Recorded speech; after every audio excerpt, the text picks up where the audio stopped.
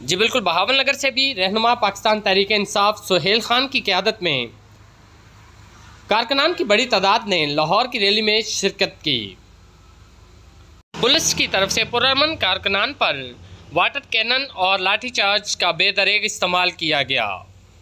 पर किए जाने वाले तशद्दुद के हवाले से रहनुमा पाकिस्तान तहरीक इंसाफ सुहेल खान का ये मौक़िफ़ है कि इमरान खान हमारी रेड लाइन है और कारकुनान पर लाठीचार्ज और वाटर कैनन का इस्तेमाल काबिल मज़म्मत अमल है और इम्पोर्टेड हुकूमत वो खिला चुकी है और इनके ये ओछे हथकंडे कारकुनान के हौसले पस्त नहीं कर सकते।